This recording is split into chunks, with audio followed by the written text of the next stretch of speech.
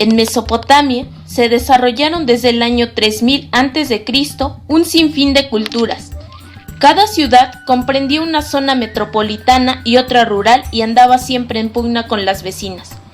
En ocasiones, alguna tomaba impulso y conquistaba unas cuantas ciudades vecinas para formar un reinado. Sin embargo, no todo eran batallas. En aquellas ciudades surgieron civilizaciones como la Sumeria o la Acadia, muy sofisticadas y con manifestaciones culturales muy interesantes.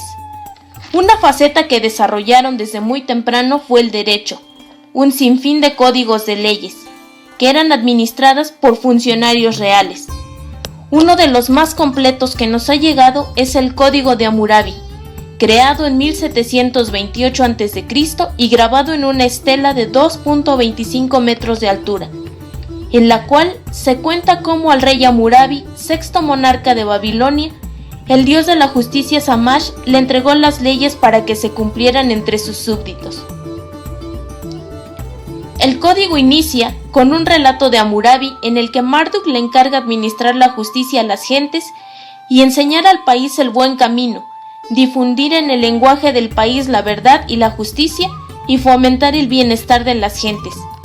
El código en sí no distingue entre la rama civil o penal, pues rige la conducta de las personas y como consecuencia impone castigos a aquellos que causan algún daño. Para ello distingue entre tres categorías de hombres: los libres, los esclavos y una clase intermedia llamada muskenu, que podrían ser los siervos. Dentro de esta compilación de leyes encontramos varios antecedentes del derecho penal actual. En él se distinguen los tipos de delitos dolosos de los culposos. Un ejemplo lo tenemos en la Ley 206, la cual determina que si uno, en una riña, hirió a otro, este hombre jurará: no lo he herido a propósito y pagará al médico. En esta ley podemos observar la intención de cometer el delito, hecho previsto en los artículos 8 y 9 del Código Penal Federal. Se consideran delitos dolosos aquellos cometidos con conciencia, en los que el autor quiso hacer lo que hizo, mientras que los delitos culposos son aquellos en donde la falta se produce a partir de no cumplir ni respetar la obligación de cuidado. De la Ley 206 del Código de Hammurabi se desprende el tipo de delito que se está cometiendo basándose solo en el dicho del infractor al manifestar: no lo he herido a propósito. La presunción de inocencia es el derecho de toda persona acusada de la comisión de un delito a ser considerada como inocente, en tanto no se establezca legalmente su culpabilidad, a través de una sentencia definitiva. Dicha presunción se ha considerado como uno de los pilares del ordenamiento jurídico de todo Estado democrático, al establecer la responsabilidad penal del individuo, únicamente cuando esté debidamente acreditada su culpabilidad. Una de las figuras novedosas dentro del Código Nacional de Procedimientos Penales es la acción penal por particulares, de la cual podemos tomar como antecedente la venganza privada, que significa que el hombre, ante una agresión recibida, obtiene la satisfacción de un acto violento, también conocida como venganza de sangre, y consiste en que el agraviado hace justicia por su propia mano, causando un daño igual a su ofensor como aquel que pudo haber recibido, es decir, la ley del talión, ojo por ojo, diente por diente. Este tipo de pena es común dentro del Código de Hammurabi. Como ejemplo tenemos varias leyes. La 196, si un hombre libre vació el ojo de hombre libre, se vaciará su ojo. La ley 197, si quebró el hueso de un hombre, se quebrará su hueso. Ley 200, si un hombre libre arrancó un diente a otro hombre libre, se le arrancará un diente. La acción penal pública es aquella que ejerce el Ministerio Público ante el juez de control cuando se ha realizado la investigación policial. Se ha integrado una carpeta de investigación con todos los medios de prueba. Esta a la vez se pone a disposición del juez de control al ejercer dicha acción penal pública. En todo caso, la acción privada conlleva todas y cada una de las etapas de investigación, como la que realiza el Ministerio Público, y cuando no la ejerce, el ciudadano realizará precisamente esa investigación y la integración de todos los medios de prueba para ponerla a disposición del juez de control al ejercer la acción penal privada. De esta forma, se buscará una justicia alternativa y resarcir el daño sufrido. Solo podemos considerar como antecedente en el Código de Hammurabi en cuanto a la investigación, no así la de la imposición de la pena. Uno de los derechos previstos en nuestra legislación actual es el de la reparación del daño, mismo que se atribuye al titular del bien jurídico que fue puesto en peligro o que resultó dañado por el delito. En la Constitución mexicana de 1917 no existió ninguna disposición legal que regule los derechos de la víctima del delito. Fue hasta 1993 cuando se publicó el decreto en el Diario Oficial de la Federación, por el que se incluyeron en el tercer párrafo de la fracción 10ª del artículo 20 constitucional algunos derechos como el de la reparación del daño a la víctima. Actualmente, nuestra Constitución prevé, dentro de los principios generales del proceso penal acusatorio, en el artículo 20, la reparación del daño, al determinar que el proceso penal tendrá por objeto el esclarecimiento de los hechos, proteger al inocente, procurar que el culpable no quede impune y que los daños causados por el delito se reparen. Dicho precepto nos muestra la forma de acceder a la justicia, lo cual constituía uno de los motivos de la unificación de los códigos existentes en las ciudades del Imperio Babilónico. Pretende establecer leyes aplicables en todos los casos e impedir así que cada uno tomara la justicia por su mano, pues sin ley escrita que los jueces hubieran de aplicar obligatoriamente, era fácil que cada uno actuara como más le conviniera. Como ejemplo, podemos retomar la Ley 206, en el cual, tratándose de la riña y a la afirmación de no herirlo a propósito, quedará obligado a pagar el médico. Otro ejemplo lo constituye la Ley 112, que determina: si uno se encuentra en viaje y dio a otro plata, oro, piedras preciosas y otros bienes para que las transportara, si éste no dio en el lugar de destino todo lo que tenía que transportar y se lo quedó, el propietario de los objetos a transportar hará comparecer a este hombre por no haber dado todo lo que tenía que transportar, y éste dará al propietario de los objetos hasta 5 veces lo que le había dado. Del anterior ejemplo, podemos desprender que la administración de la justicia era a cargo de una autoridad, que en este caso se constituía como el rey. Por lo tanto, su forma de gobierno era monárquica. No podemos dejar de mencionar la pena de muerte, pena impuesta frecuentemente en el Código de Hammurabi.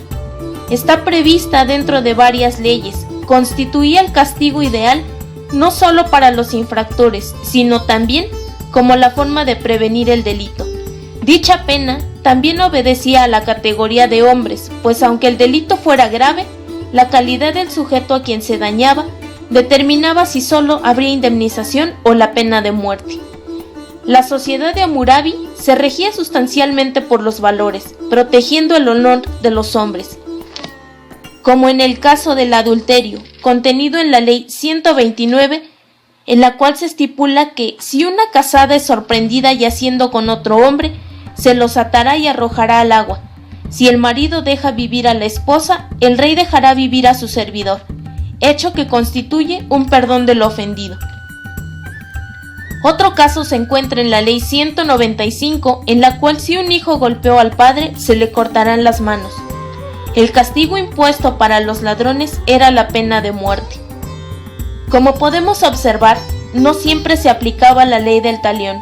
El castigo no siempre era el mismo que el daño recibido, y menos tratándose del daño causado a los esclavos y sus familiares, pues solo se imponían sanciones pecuniarias. No así el caso de los hombres libres, a los cuales cualquier daño u ofensa daban lugar a la aplicación de la pena de muerte.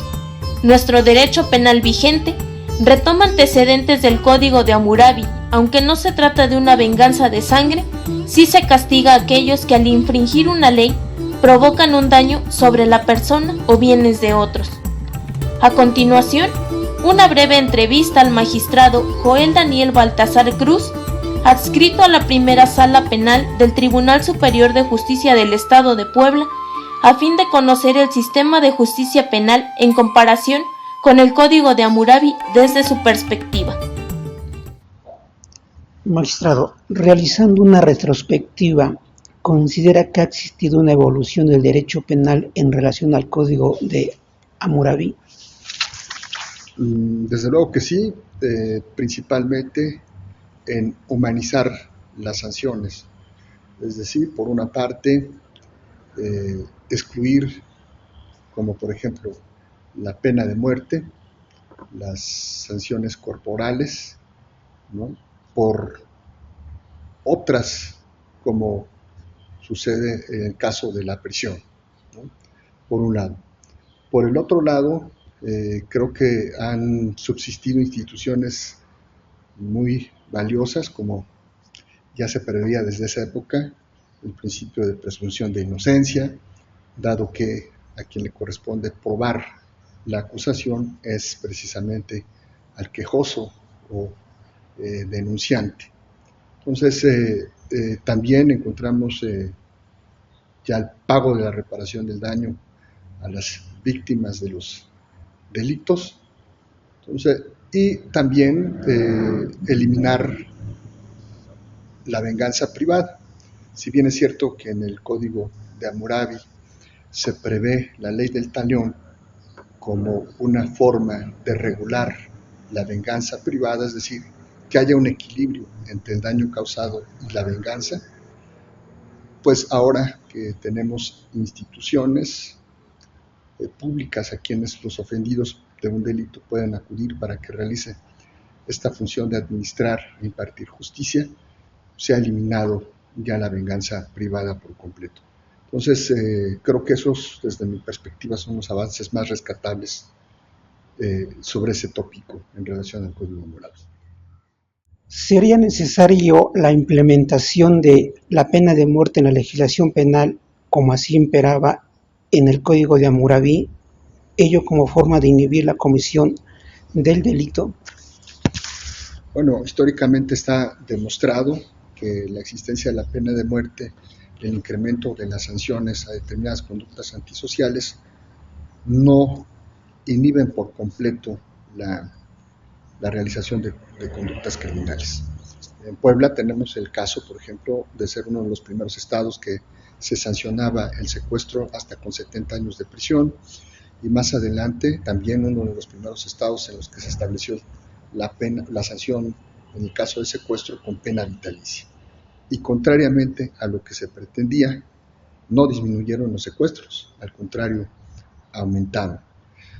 Yo considero que el hecho de la punibilidad prevista en el Código Penal, desde luego que tiene esa función, una función preventiva, una amenaza del legislador para los destinatarios.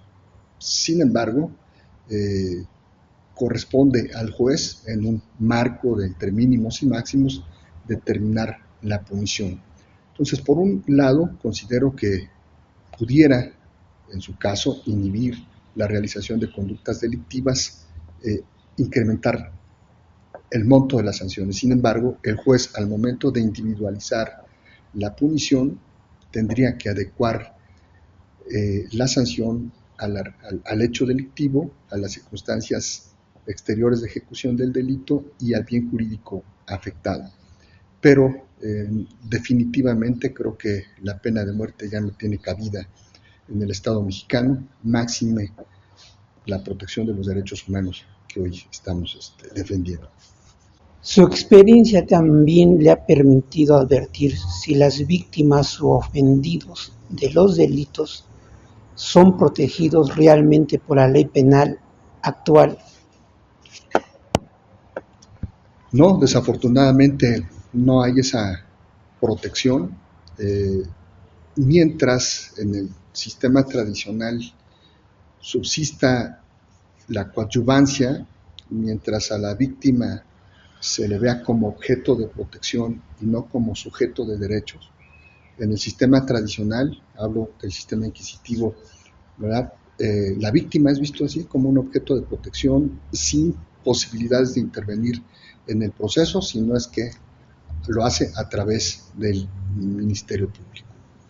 Esa circunstancia indudablemente que ha limitado el ejercicio de los derechos que le corresponden a la víctima. Por otra parte, si bien existe la pena pública tratándose de la reparación del daño, pues aún no existen mecanismos legales efectivos para resarcir a las víctimas en este daño. Entonces, afortunadamente, el nuevo sistema acusatorio ya prevé la posibilidad de que la víctima no sea objeto de derecho, sino sea efectivamente un sujeto de derecho que pueda intervenir directamente en el juicio y, desde luego, para reclamar lo que constitucionalmente está protegido, como es el derecho a resarcir sus daños. Y que se retoman algunos principios del Código, como, por ejemplo, las audiencias públicas, ¿no? Eso es importantísimo, creo que es uno de los principios rectores fundamentales, el que se dé transparencia a la actuación del juzgador, a la actuación de los agentes operativos del sistema y desde luego el desenvolvimiento de las partes en el proceso. Y que bueno, sea los espectadores, ya sean interesados en la decisión del juzgador, por razones académicos, sociales, incluso hasta por curiosidad, tengan la opción de saber qué es lo que sucede en el proceso. Entonces, yo creo que el Código de Hammurabi le da esa posibilidad de que las audiencias sean públicas, incluso se prevé la condena a un juez, ¿no? Que a pesar de haber dictado una sentencia, esta no la cumple o la sustituye por otra, se ha separado del cargo en una audiencia pública.